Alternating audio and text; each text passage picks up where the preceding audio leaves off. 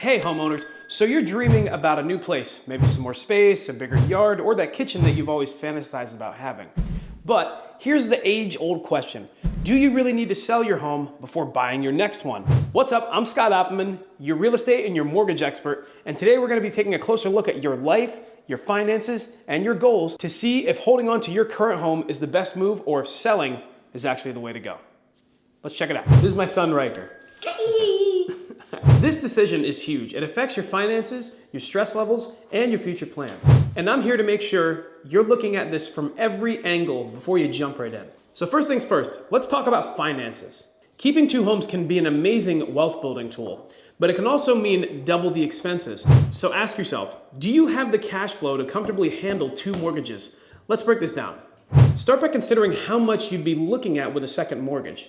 Add in property taxes, insurance, and maintenance for both homes. You want to be sure that juggling two mortgages won't leave you financially stretched. And hey, if you're not sure about numbers, work with a lender to get an estimate. If you need equity from your current home to buy the next one, that might be a sign that you need to sell first. But if you're sitting on cash reserves or have other assets, keeping your current home and using it as a rental might actually be doable. Some people use tools like bridge loans to access the equity in their current home for a down payment on the next one. These short-term loans will help you buy first, then pay it off when you eventually sell your old place. Just remember, bridge loans can have higher interest rates, so factor that into your decision. Next, we're going to look at what the bigger picture is here. Do you see yourself as a real estate investor, building wealth by holding on to properties? Or is the idea of owning multiple homes more of a hassle than it's worth? If you've always wanted to dive into investment properties, keeping your current home as a rental could be a great way to start. Think about your future. Are you buying this home with the idea that it'll be the home that you're going to stay in long term?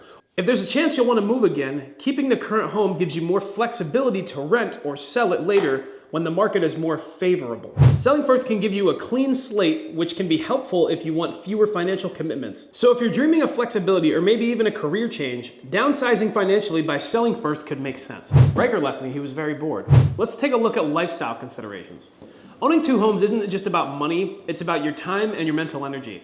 Think about your day-to-day life. Are you prepared to deal with repairs, maintenance, or tenant issues if you turn your first home into a rental? Do you enjoy fixing things or would you rather be hands-off? Managing a rental property can mean dealing with repairs, rent collection, and potentially finding new tenants. Not everyone is cut out to be a landlord, and that's okay. Be honest with yourself on how much extra work that you're willing to take on. If you have a growing family or you're planning on a big life change, selling before you buy might make things a lot simpler. This can free up your finances and help you focus on what's next instead of juggling two properties. Now let's try to understand market conditions. What's the market like in your area? If it's a seller's market, you might get a great price by selling your property first, giving you more financial power for the next home. But if the market's slow, selling might take a little longer. And you don't want to be stuck waiting if you've already found your dream home. On the flip side, if you're in an area with high rental demand, holding on to your current home and renting it out could generate a steady income. This is especially useful if rental income can cover your mortgage or even generate some extra cash. Think about your buying power. Selling first means you've got more liquid cash for a down payment, which can help with securing the best interest rates or even making a strong offer. But if you're confident you can carry two homes and don't need to sell, you've got some options. You got some options. Next, we're just gonna go over some common scenarios and solutions. Scenario number one, if you're buying your forever home and don't see yourself moving again, selling first might be the simpler choice. You get to go into your next home fully committed with no strings attached to your previous place. Here's scenario number two. If you're interested in getting into real estate, keeping your current home as a rental property is a great first step.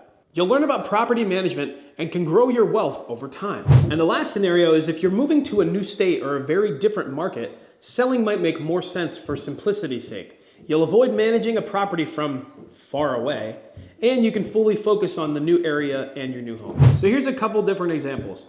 So say you buy a duplex as your first home. You're living in one side, you're renting out the other. The one side that's being rented out is covering your mortgage on that property. And then a few years down the road, say you want to purchase your next home and you hang on to that property, then that rental income from renting out both units will help you cover your next mortgage. So that would be wise to probably hang on to that duplex. So let's sum it up. Look at your finances, look at your goals, look at your lifestyle, and look at the current real estate market. If holding on to your home works financially, aligns with your goals, and you're up for managing two properties, Keeping it could be a smart move. But if selling frees you up to focus on your next home, to be all in on that next home, then sell it. Whatever you decide, remember that there is no one-size-fits-all answer.